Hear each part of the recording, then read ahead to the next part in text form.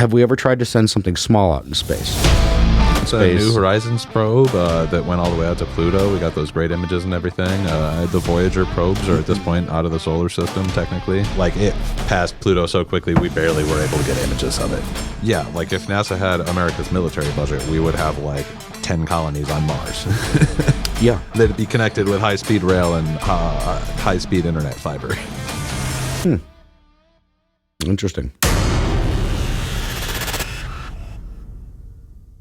Hey, what's up, guys? Welcome back. It's just me and Topher, still here from last week. We've been sitting here for a whole week. I'm just waiting to talk. So we wanted to bullshit about the universe because me and him got to talking a lot about it. And it's just it's a never-ending subject. It really is. Kind of like the universe itself is never-ending, as far as they say.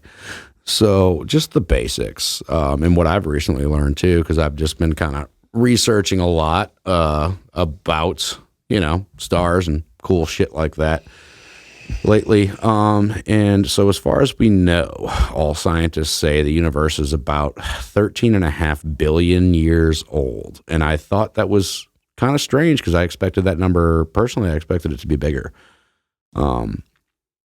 Like, a trillion or some crazy shit like that. I don't understand. I don't claim. I'm not a physicist. I don't claim to know like any of this. I find it extremely interesting. And the fact that, the edge of the universe, have we found the edge of the universe? Some people claim, I guess we have found the edge, and there's nothing beyond that. There's just blackness, or they would call it dark matter, I guess. Well, maybe. we can see really far back, but how far out we can see is limited by time, right? So if you wind the universe back far enough, there was a time when it was opaque, where light couldn't pass through it. So when it was opaque, we don't have any light from past that time. When it was opaque? Yeah, you couldn't see through it. Light was being absorbed by the matter because there was so much. It was so dense. And this is dark matter that you're speaking of? This is just the early universe. It was very hot. I don't know what the matter was. So, like, here's a trip to wrap your mind around. If we wind back the universe far enough, we get to a point where the density of the universe is high enough that it should, in theory, be a black hole. The whole universe itself. Yeah. So, like, if they say that the Big Bang happened, the universe was the size of a single point. Was infinitely small. Yeah. Right? But that would definitely be a black hole. Because that's way more matter than it takes to make a black hole. Mm-hmm. So, like, if you have that much gravity, you should have a black hole. So you're almost stating that black holes themselves are miniature universes, or could be. I mean, maybe. We don't really know what happens in there. But, so, what a black hole is, it's the point at which if you have light going in a straight line, it'll be bent so much that it never leaves, right? And light does not have mass. So it's not being pulled by gravity. Its path is being distorted. So essentially the way you can think of this is that if you have light going straight out, it's never going to be able to escape, right? So that means the space itself is moving inwards faster than the speed of light. But here's the thing. I guess that's where the theories of their wormholes come into play and all that. Yeah, there's a lot of theories about it because we don't know what happens inside of that event horizon, because all matter as we know it, it can't go the speed of light.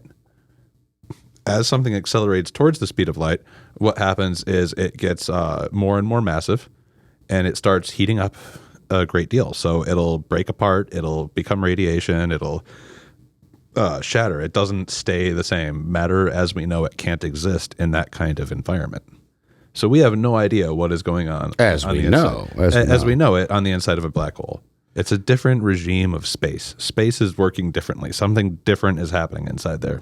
So, I mean, I know you're yourself not an astrophysicist, but I've worked alongside a lot of space scientists. I've spent a fair bit of time reading. I'm obviously not like a PhD at this. I'm not like a genius at space science, but I've spent a fair bit of time talking with people and reading the literature. Okay. Well, so that being said, do you know, like, all right, what's the closest black hole? Do we know that? I'm sure we do, like, us as a Yeah, species us know. as a species. I mean, there might be some closer, but I think like a couple hundred to 1,000 light years, and it's not a particularly large So it's one. that would far be like away. So it's that'd be like something a we're not stellar mass going to, black hole or something. nothing that we're going to touch. Nothing right that we're now. going to touch or get close to anytime soon. Yeah, I was just wondering, like, is it something we could send a probe out or a drone out to? But no, Not us. Maybe our great grandchildren.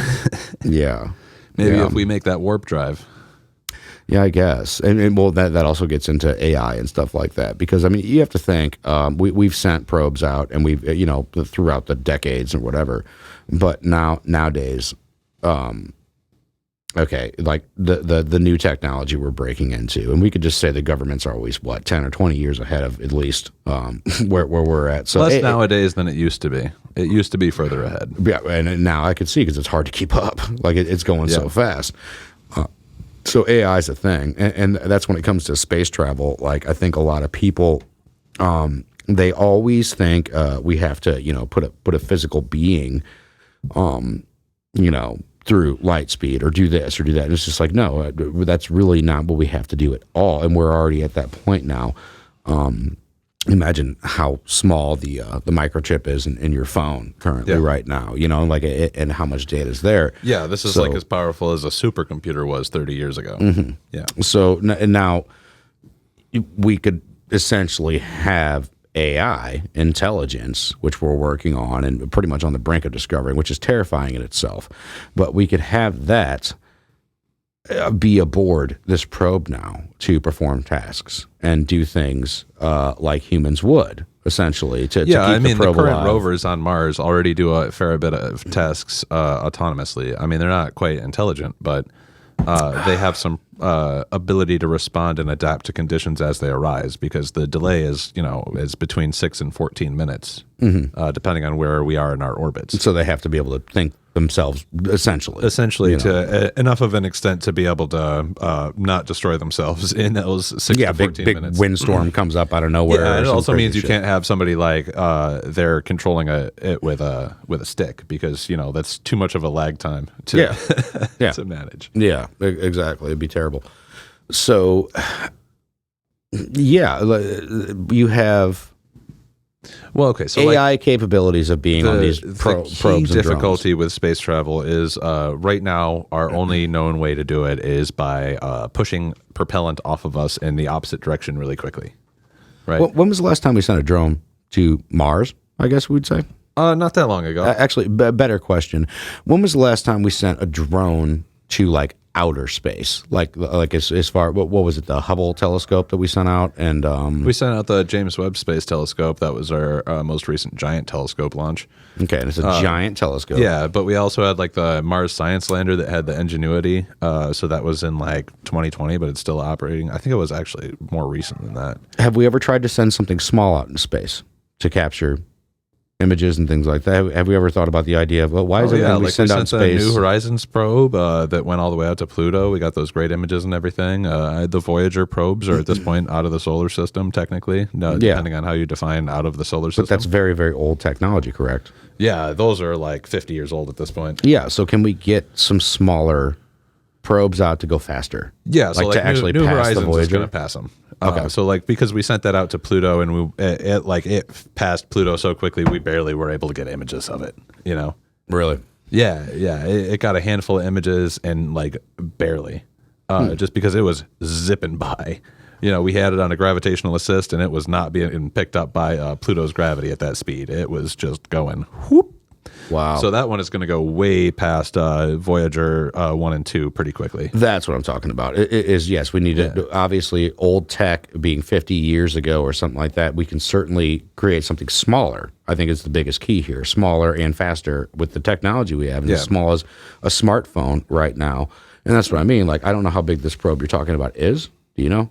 Like, big as this room, maybe? Big as this table? I do not know how big it is. I mean, all of them are, vaguely satellite sized. They have to fit inside the fuselage of a rocket. You got to think. So most of them are not much larger. But you than have a this satellite. break-off technology once it gets into space. So that's all. My whole thing is, why can't you create something as small as, per se, a cell phone? Well, the antenna has to be able to send a signal that we can reach.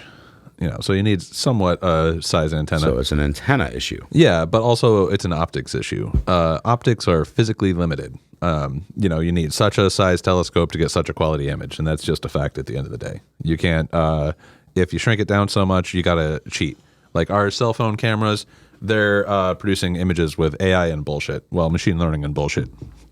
The lenses are so small that you can't actually get a quality image out of the cameras in your phone. It's just not practical. It's not possible. So what we do is we take a bunch of images really quickly, and then we use a bunch of machine learning algorithms to stitch them together into a high quality image based on what we think a high quality image should look like. Interesting.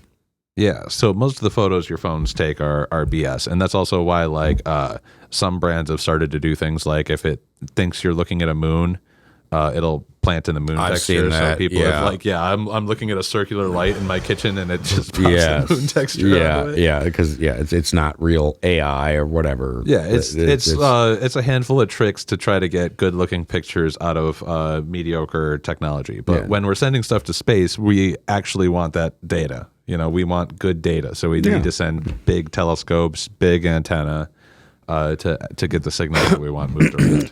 But you would just think with how technology has evolved nowadays, we could make something significantly smaller than we've made in the past. I mean, certainly the computers will be smaller. Some of the sensors will be smaller. Some of the cooling systems will be smaller. We've gotten a lot more efficient at a bunch of stuff. Thanks. The solar panels we've gotten better at. When we send stuff out that far, we're not using solar panels anymore, though, because the sun is too dim at that distance. All the stars are just dots of light, including the sun. Mm-hmm. So you got to use one of the big ones we'll use is these like plutonium and other materials that they're just like really hot pucks of material. So they'll generate heat or they'll generate electrons, and then it'll just rely on that to generate power for the life of the probe. And that's why Voyager 1 and 2 are gradually losing power over time. They're shutting down more of their instruments and trying to make do with less. And they could still manually shut them down. Yeah, that's what we've been doing to keep them working all this time. It used to be the full plate of sensors on, and now we'll turn on one sensor once in a great while when we've got enough juice for it, and then send back a signal a day or two later. That's crazy. Yeah, that's crazy. And you would think too, though. I mean, once you get up to a certain speed in the vacuum of space, you don't need much energy to maintain that speed anymore, do you? You don't need any. You're just going. Yeah. An object in motion stays in motion until something happens, right? And that's our big problem. Like I was saying, is that we need chemical propellants to move and to shift orbits and everything, right? So the hope in the future of something that would make space travel easier is if you can push off space, if you can push off the vacuum of space, if you can push off of other bodies, electromagnetic fields, if you can utilize some kind of thing that allows you to accelerate without carrying enormous quantities of propellant. Yeah. If you can convert power into a pushing motion in some other way than by squirting propellant out your backside, then space travel becomes a lot easier. Then, suddenly our problem isn't we need to build a bigger and bigger rocket and burn more and more fuel just to get up to orbit. Now it's a problem of everything else instead, which is great. That's when we'll be able to start putting big telescopes in space, big stations, when we'll be able to start doing more kinds of interesting industry in space. Well, that's why I'm thinking smaller too. Smaller means less fuel, less propulsion, everything else. And I would think the way how crazy our technology's gotten nowadays, you would think you'd be able to put something out small for relatively cheap. The Mars Science Lander had so many instruments on it that all the previous ones did not. Every time they get so much more advanced, we put so much more technology into them. They are roughly the same size or bigger, but that's just because we're putting so much more onto them. Way more instruments. Some of the early stuff that we sent up had so little. The probes that the Soviets sent to Venus, they had a camera and a couple other things. The early that's what I mean. Tech being 50 years ago, and you say, you need these big telescopes, you need this big all this, whatever the hell. Well, that's the limit of physics. We do have these small technologically advanced things like cell phones, right? I keep looking for mine, and it's up there filming us.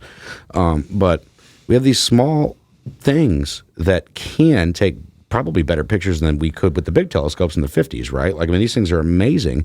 And my thing is, like, couldn't we cheaply send something out extremely small, extremely fast? And it might not be able to get the best, like you're talking about, like the best footage as far as, like, you know, having the huge telescope and everything, but we could send this thing out to pass the Voyagers within maybe a couple of years because it's moving at such a rate of speed because we can get it there because it's so small.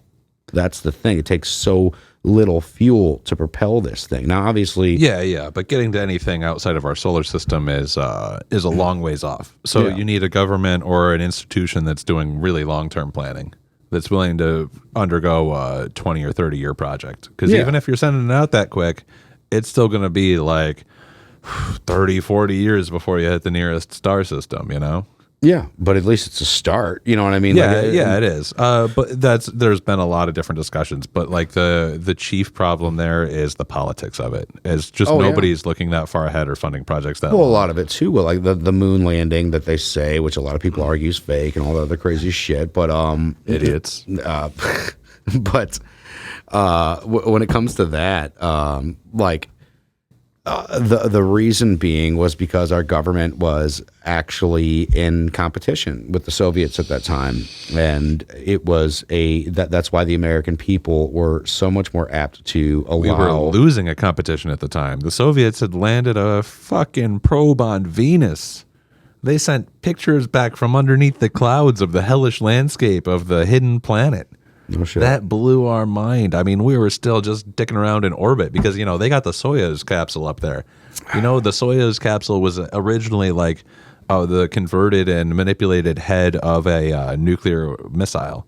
So when they see that blinking over us, letting out a radio signal, bloop, bloop, all over America, everybody's looking up and seeing it go by. That freaked us out. You know? They felt they really had to start upping their game. We stepped on the moon because we were losing that horribly. Exactly. The American people were freaking out, and that's what allowed a lot of our tax dollars. I think it was a huge percentage at the time. I think it was about as expensive as the highway project. Well, I think it was like right now. I think it's like 0.3 or some crazy shit that we're spending. We spent nothing on it on NASA and stuff like that, which I think is incredibly wrong. Yeah. But it was, I think it was like 10% at the time. Yeah. Or something crazy like that. You know, my numbers are probably off, but I have no idea. It was at the time a much higher percentage of our taxes were going towards NASA funding because it was a competition with the Soviets. It freaked us out, and it was a political issue. So that's one reason why we have not done what we could do, because there were, you know, definitely talks about colonizing Mars and everything else, and like how far we were going to be with space travel once we stepped on the moon. And the reason for all of that actually fading off is because of the politics of it, because there was not a drive. Well, it's expensive to do. There's not an economic reason to do it. The reasons That's to bullshit. do it are all... We just literally gave more to Ukraine for this bullshit fucking war than we did for us to do some astronomical things. You know, but literally speaking, astronomical. Like go out and explore the fucking universe. One of my You're talking favorite, about $200 billion. One of my favorite YouTube channels, Second Thought, their first viral video that went huge was what if you gave NASA America's military budget? What could they do? Oh yeah, yeah, and it had more than that back when we went to the moon. Yeah, and there's your answer right there. Well, go to the moon for starters. Yeah, like if NASA had America's military budget, we would have like 10 colonies on Mars. Yeah, that'd be connected with high-speed rail and high-speed internet fiber. You know, and that's the craziest thing too, because I mean, I'm very all right. So like, you know, and it's definitely been discussed before. Anybody who like watches this consistently, they know me enough. Not religious at all, and the one thing I think humanity should be very, very focused on is getting off of this rock, and that's why, you know, Musk is Musk. And there's going to be a lot of... Why do we got to get off this rock so soon? Where are we going to go? We got 8 billion people. Where are we putting them all? It's about the ability to be off of the rock. It's about the ability to be multi-planet species. I think we got to figure out how to maintain one planet before we can figure out how to maintain multiples. I don't, because we're also fucking morons, but we're not that moronic to the point where we could at least figure out multiple planets. I mean, so, hell, let's go screw up the whole universe, not just this world. I mean, well, like we're not going to screw up a dead planet. At most we bring life to it, and great, or we fail to and become corpses there. And I'm just it's an evolution thing, man. It just makes perfect sense to me. I don't know why people aren't more focused on becoming a multi-planetary, even an intergalactic species. Well, because they're worried about becoming a zero-planet species. Yeah, and that's like if you can't, another planet is going to require this planet's support for a long time. Sure, before it's sustainable. So, like, if we can't maintain this planet, then we're fucked already. Well, yeah, but we better start doing something. That's all I'm saying. Yeah, I mean, we better start fixing this planet. We better. So, like right now, I'm not saying trash this planet. I'm just saying, well, what happens, and like honestly, like there's just, well, why are we spending so much time fighting over this planet, fighting over religion and fighting over this and all that? I guess that's my main point. I'm pretty anti-religious, and when it comes to searching for answers and finding things and finding the meaning of life and everything, that's what that means. That means getting off this rock. That's what I feel. Let's get the hell off. That's an interesting perspective, but I would have a different perspective on that. Well, what's that? Well, that's the main challenge that people have faced for a long time is predators. When we were early peoples, we faced lions and tigers and other predators. So you're afraid of what's out there. So we were afraid of what's out there, but now we've still had predators among humans. We've had groups of people who have turned to being predators of other people to make their livelihood, to make their life good. I mean, from the early people, the ones like Genghis Khan, the warlords of the early world, the people who did ritual sacrifice of large numbers of people, the predator cultures of early society. But then they became later predator cultures. We had. Well, that's an argument for why aliens don't visit us, is because we are a rather hostile species. And we're not that hostile, but we have a strain of us that's hostile. No, we certainly we can have be. A small subset of people that chooses to be predators. Yeah. So I mean, why would you go? Yeah, like kind of like I always say the anthill in Africa, but it's just like, why would you go mess with the murder hornet's nest in Japan? That's kind of a whole nother thing, like, yeah. So I'm going to stay away from that. And then maybe a couple of people can go research that, but it certainly ain't going to be me. Fuck that. I ain't doing that. Which they could look at us like the murder hornets, Hey, don't stir them up. Yeah, well, I mean, I think most people are genuinely kind and want to build some kind of community, and if they don't, it's because they're sick in some way. They've been through some trauma and they haven't dealt with it right yet. It could be. I disagree with you in a lot of ways when it comes to that. The socialist communist views that you have on this. Happy life, happy people, happy that, because I'd love it if it were that way. I don't see it. Well, I've lived it. So, like, when I moved to this city, I had zero social circle. I had absolutely nothing and nobody. Yeah. And I was in a relationship. No, that doesn't mean the good people aren't out there. I'm not saying that. I'm getting there. And I didn't believe in wholesomeness. I didn't believe that it was, I thought everybody was out for themselves. People wouldn't do things that weren't in their self-interest. Yeah. But I had a kid and I had a family in this town, and my ex left and took my kid, and I was absolutely broken as a person. But so many people that I had, drank with and just shot the shit with at the bar came to my support and like helped rebuild me as a person through the darkest hours and times of my life when it was doing them no good to be around me either. Sure. I saw community and I saw the strength of it. It kept me working in between engineering jobs. It kept me living and getting by, and it helped me survive into this point. And more people can experience that. We can build more community and help more people, and that's all I'm talking about doing is connecting people, because people want to be connected. They want to be a part of something. They want to be they want to feel something. If you ever like read fiction, it's so engaging because people are interacting with other people. They're not sitting at home watching TV. They're not playing games. The plots of the book aren't revolving around the way that we live now in these isolated and alienated lives.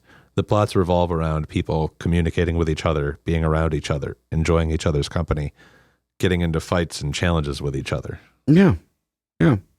No, I mean, I agree. Like when I say that, I don't mean that it doesn't exist. I'm not saying it doesn't exist. Of course, I've experienced good people community. I have a good family. I have good friends. You're a good friend of mine. There's a lot of good things about life that I've experienced. I'm not saying it's all dead, it's all gone. I'm just saying, just as simple, I always go back to driving on the roads in North County. What I experience, like out there, like in day-to-day world, people are pretty ignorant and mean to each other. I don't understand why. It's just the way people are. Like I'll even say it's funny. Like Mo like was flipping a guy off in the middle of a parking lot today or whatever, and the dude was being a dick. No doubt about it. I'm like, you're gonna get me into a fight? Like, chill out. And she's just like, oh no, you don't even have to get out of the car. I'll take care of it. I'm like, no. Whatever, but it's she could be like that though. Yeah, and that's fine. That's fine. I love her to death. I love her to death. But I get it, and that it is being in the car. People get because you're separated. You're abstracted from the situation. And keyboard warriors and stuff like that. Like put those people in a grocery store, aisle to aisle, cutting people off. They don't do that. Right. They're not going to do that face to face. Right. And so I do think there's something to be said about that. Society. Really, face-to-face is a lot different than society in a car or society behind a keyboard. But what I do see, society in a car and society behind a keyboard, is disgusting. They're very angry people. There's a lot of them. There's a lot of them. There's a lot of them, like it is just terrible. Like you look at like JoJo Siwa or whatever, you see her and she's cringe as hell. Like obviously she's I don't know if you know who that is or whatever. I do not know who that is. It rings a bell, but like I have not. She's I'm not like a online. little teen Disney star. She's like 20 or like turning 21 now or some crazy shit like that.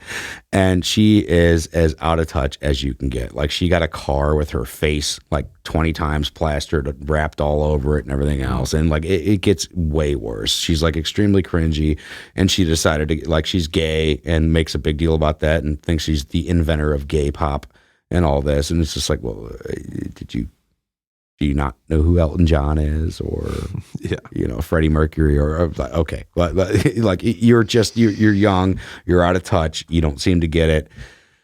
And probably you didn't just fall out of a coconut tree, little girl. And probably doesn't read her comments because whoever's guiding her is telling her not to. Dear God, don't. Well, all rich people are surrounded by yes men too. They're completely insulated from reality more than the rest of us. Yeah, and she was like a little Disney teen and has always been that way, and just so out of touch. And she thinks she's this little Billy badass coming out, being like the new Miley Cyrus. Went bad, now trying to make it, and like just completely out of touch with reality. Like is getting hit hard with people being like, oh my God. Okay, so what's your point for talking about JoJo Siwa? There was definitely a point here. You got really wrapped up in the hate there. I did. Talking about all these haters, and then you're like, let me tell you about these kids on my lawn. And then let me be one of the haters themselves. No, I speak of that because there was so much hate. There is so much hate towards her, and why? I get it. It's very cringy. And it's just like she does need a reality check, but these people are hateful towards her, and there's not a reason to be hateful towards another human being. There's really not. Well, people are purposely isolated, right? We used to live like you go back 100 years. You lived in your community. You walked around your community. You knew everybody just by nature of fact. There was no other way to do it. And you didn't have these internet forums of ways to go and hate behind their back. You had to walk everywhere or go by like horse carriage. And you had so far you could go talk to Jody to talk shit on Billy or something. Yeah, you had to interact at your local pubs, your local coffee shops, whatever was around, your workplaces, your union halls. That's just like what society was. Yeah, no, I get it. Yeah. And it's not anymore. And that was done on purpose. We demolished all those things. We broke apart community. We changed zoning so that people couldn't be close. We purposefully isolated people. And it was in that purposeful isolation because, like, we wanted to break the union movement. We wanted to break the. I wouldn't say we changed movements. Zoning so people couldn't be close. I'm pretty close to my neighbors here. I'd love more property. I'd love more land. Physically close is different than emotionally close. You're not walking up to them or by them or interacting with them on a daily basis. No, right. No. I mean, a couple of them, but.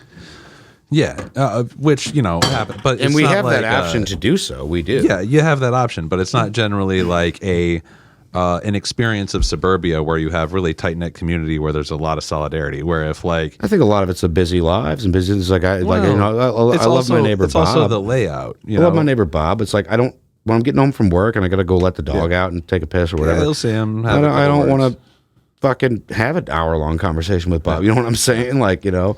Well, it's a difference in the way we live, right? So if you want to go get coffee, you got to drive somewhere. If you want to go get breakfast or dinner, you're driving somewhere. If you're going to the grocery store, you're driving somewhere. So you're going to a parking lot and you're walking into a store, interacting with anonymous minimum wage workers and leaving. You know. But if you're in a community, you're walking, you might walk by somebody that you want to have a conversation with, that you need to catch up with on a couple of things. You stop into the local place where it's run by somebody that you know because they're a local kid who works at the store for 10 years. You have consistency. You see the same people more. You interact with the same people. You develop roots. You develop relationships that are significant. Like when I started going to the same pub year after year, month after month, week after week, and started to know everybody, and now everybody knows my name. I walk in, it's hey Topher. A dozen people from a different walks of life excited to see me, and that's it's uplifting. It's connecting. It's where power comes from. Yeah. And that's why they don't want us to have that shit. They don't want you to have community around you. If everybody in my community knew and loved the minimum wage workers at our local McDonald's and didn't want to let them labor under shit conditions, they'd be able to unionize in a second because everybody would just say, for that. There was this amazing woman that used to work at this McDonald's like right by my house, and back when I used to eat like shit, I'd get a coffee and a couple burritos from her or whatever every morning.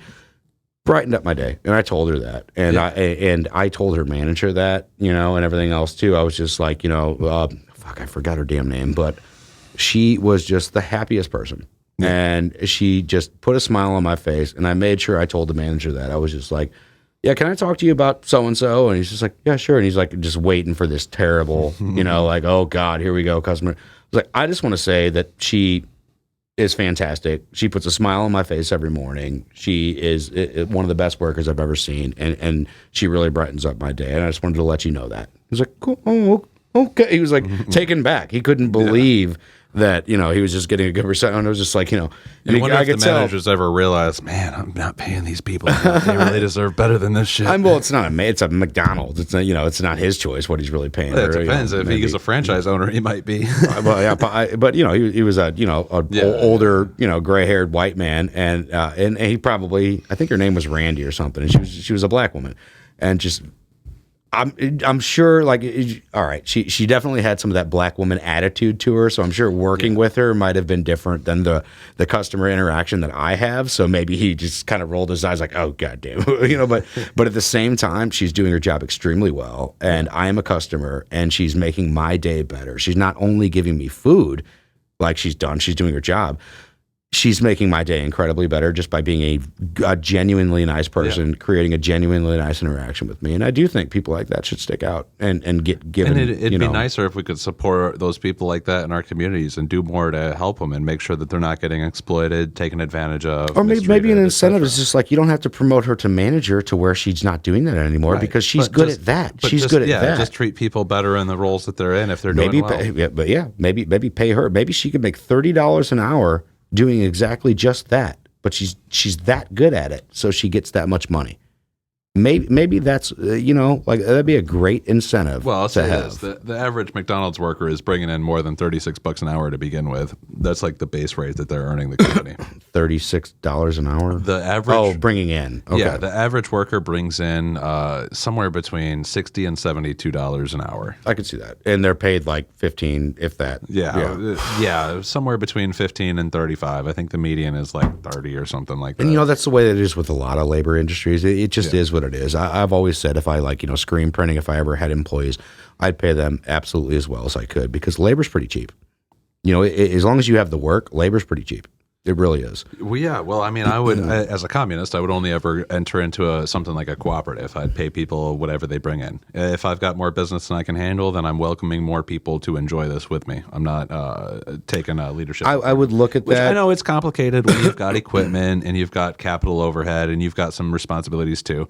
But and, I mean, and growth to worry about and everything else. Yeah. Basically, what I'm always going to do, and I still do, run the t-shirt shop, whatever. If I get employees, what I'm definitely going to do is pay top tier. That's how I'm going to start, and I'm going to expect a lot of people that work for me. Not a lot, but I'm going to expect them to do what I hire them for. But I'm going to pay them top tier. Like it was, back in the day or whatever. Like when it was pretty unheard of to start out at $20 an hour, I was very okay with paying people $20 an hour. Like like little Parker, come over, clean some screens. I'll pay that kid $20 an hour all day to clean some screens. That's fine. But now I guess, shit's gone up. Okay. I have to figure it out, adjust my prices, however I got to do it. Now it's probably going to be like 25, just for a decent wage to come do what you're going to do. But why am I going to do that? I'm going to pay at the top tier I possibly can because somebody with no experience, really, it's a lot. But I'll do it because that's why you're working for me. I'm going to treat you well. I'm going to pay you well. And then if we're doing well, I'll probably give you bonuses on top of that. Like I only need what I need, but I got a steady growth, but pay people well. And this went off a complete rampage on, workers and all this. And we're supposed to be talking about UFOs and all this other shit like that. But that's okay. That's fine. Yeah. But we'll go ahead and call it here. This has been a special episode of Joe and Topher just bullshitting. And the universe always leads back to work. Yeah, it really does, unfortunately. It's a lot of work to make a universe. It is. It is. So, yeah, this is just been us, drinking off a hangover. I feel like my hangover is pretty much almost gone at this point. So that's pretty cool. Yeah, I'm almost working my way up to another one. Exactly, yeah. I mean, so this has been brought to you by Hair of the Dog. We appreciate you guys hanging out with us. And, stick around. We're going to be around weekly for sure. That's why we're doing this, to make sure that we have content for you guys, whether it's just a couple of guys sitting and bullshitting about some things, or it's a whole panel of people talking about controversial shit. We do Even have in the busy holiday season. Yep. Work never stops. So, stick around. We got plenty more coming up. Subscribe if you haven't, if you made it this long. Just let you know, we do have some transgenders coming on the show, and we're going to have some very interesting conversations. We have some gays, straights, conservatives, liberals, communists. I mean, I'm kind of straight. Yeah, I think I'm pretty straight. I'll take your word for it. Yeah, well, that's going to be really interesting. So stick around, subscribe, like, share, all that bullshit, and we'll see you for the next episode. I appreciate it. Thank you.